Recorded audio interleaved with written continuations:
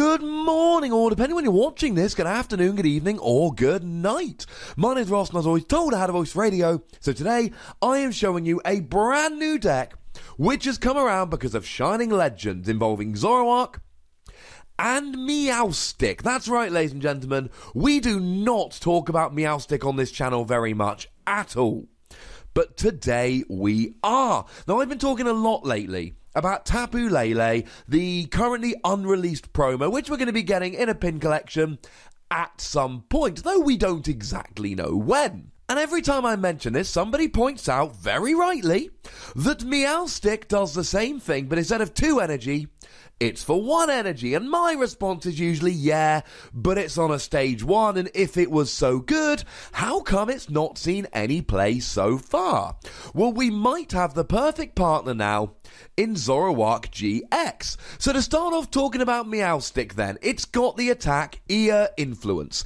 Move as many damage counters on your opponent's Pokemon as you like to any of your opponent's other Pokemon in any way that you like. It's just like Tapu Lele's attack, but for 1 energy, not 2, which in and of itself is very good indeed. So our goal, quite frankly, is to be playing cards that put a whole bunch of damage in our opponent's side of the field, preferably actually without taking KOs, so that we can then bring in a Meowstic and win the game. Now, of course, we're going to need to play a fatter line of Meowstic here, a 2-2 or a 3-3 line. But after that, in comes Meowstic and we win. As a side note here, there is a second attack on Meowstic. It's terrible. And then we bring in Zoroark GX. Zoroark GX is immensely good. It is the best card from Shining Legends by a long way, and check my top 10 cards in Shining Legends if you want to see what the other ones are. I'll pop a link to that one in the description. Now, the ability trade here just allows you to discard 1 card from your hand and draw 2, and that in and of itself is really good. But what we really want here is the attack Riotous Beating.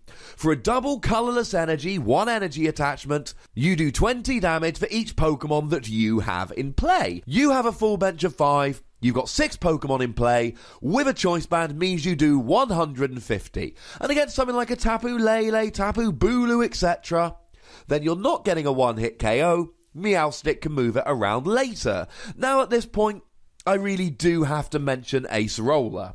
Ace Roller is a big downside for you here, because if your opponent plays an Ace Roller, they get to pick up 1 of their damaged Pokemon, and then you don't get to move that damage around later. Okay, fine, but with Versus Seeker gone, your opponent's not going to be playing that many Ace Roller. 1 or 2 shouldn't be the end of the world here. Zoroark has a pretty bad weakness to fighting, because Gardevoir decks are playing Gallade, and anybody could play Marshadow if they were so inclined, but the resistance to Psychic means that Garboda's going to be a lot nicer.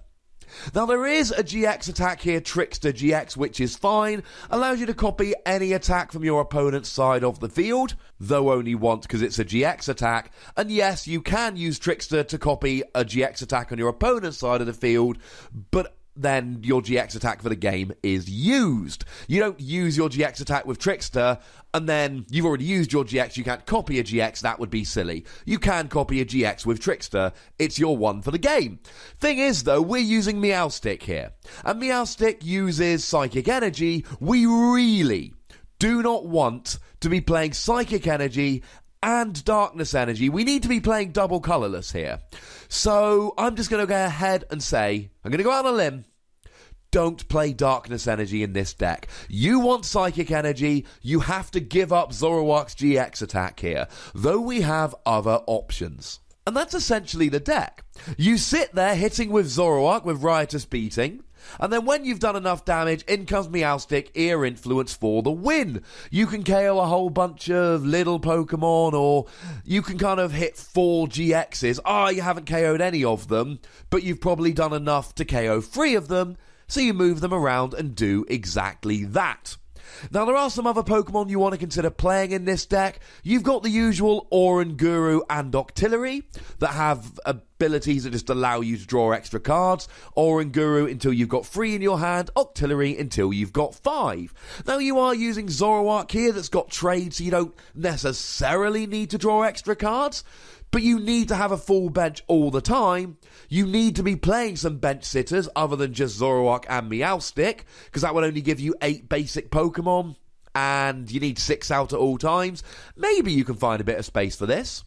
How about Garbodor? Now, I don't know how I feel about this. Obviously not the ability locking Garbodor you want trade. Although having said that, you could always play one of those and just use it in games where it was quite good. Against Greninja, for instance. Generally here I'm thinking about the Guardian's Rising Garbodor. You're playing Psychic Energy anyway. It's a really good attacker, doing 20 damage for each item card in your opponent's discard pile for just a single Psychic Energy. Biggest issue here is Stage 1 Zoroark, Stage 1 Meowstic. Do you really want to add another Stage 1 attacker? Probably not. Although one Stage 1 attacker you do want to add here is the Breakthrough Zoroark. It's got the amazing ability Stand In, so you'll never have a Pokemon stranded in the active. Really important if you're playing something like Octillery, which has an annoying retreat cost. And Mind Jack for a double colourless energy, which you're playing. 10 damage plus 30 more for each of your opponent's benched Pokemon. That sounds pretty good to me. And even if your opponent doesn't put down their bench Pokemon to try and avoid this, brilliant. They're slowing themselves down to hurt you. I am perfectly okay with this, ladies and gentlemen. That sounds fine to me. Although again, I don't think you should play Zoroark Break here, because the problem is that Zoroark Break takes Darkness Energy and we need Psychic. Obviously, you're going to be playing Tapu Lele here. Tapu Lele is important for the Wonder Tag ability, allowing you to search for a supporter card.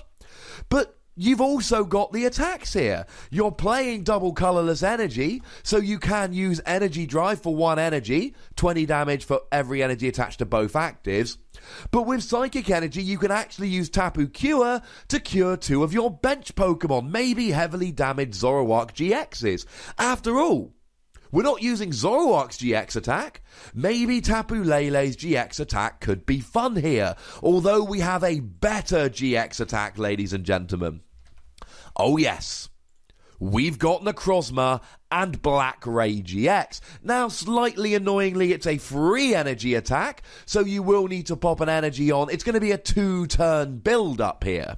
But 100 damage to each EX and GX on your opponent's side of the field, that's amazing. You could, under the right circumstances, put 600 damage on your opponent's side of the field here.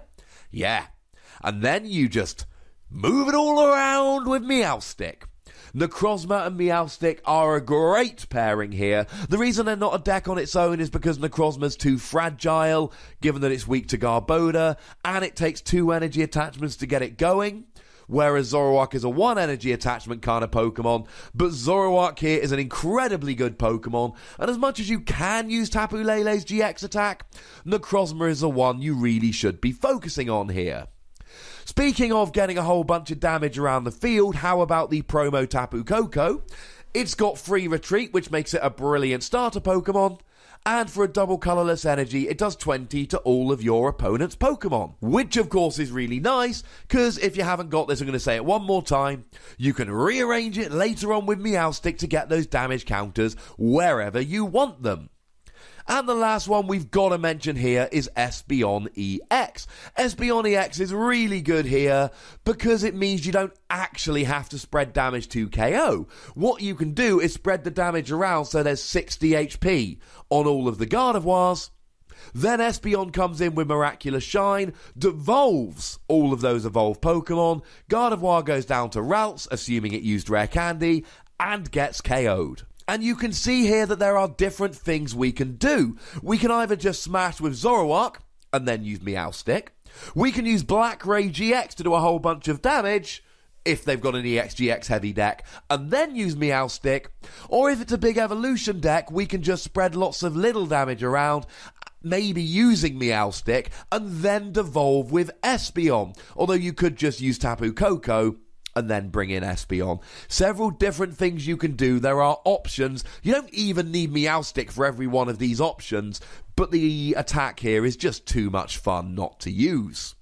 Now, in terms of other key cards to use in this deck, the obvious one that comes to mind is Potown.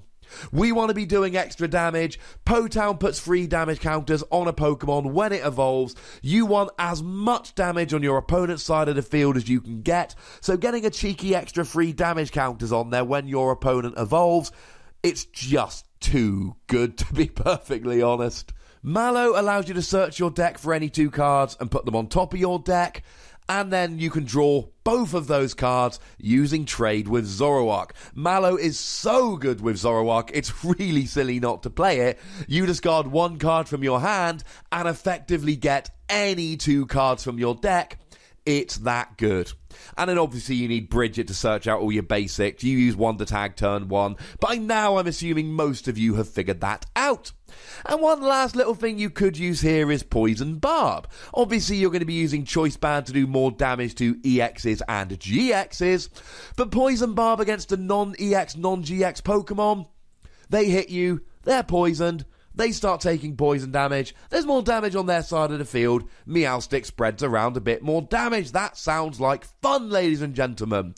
Also, as a quick side note, throughout this video, I've been using the Generations Meowstic, which is the one that keeps it legal in the format. But it's actually a reprint of this one from Flashfire, which shows you quite how long we've been ignoring Meowstic for. Anyway, ladies and gentlemen, as always, I want to know what you think about this deck. Do you think it's particularly viable? Do you think there are other cards which would be good in this deck that I haven't mentioned? Let me know in the comment section. Go nuts! Be nice.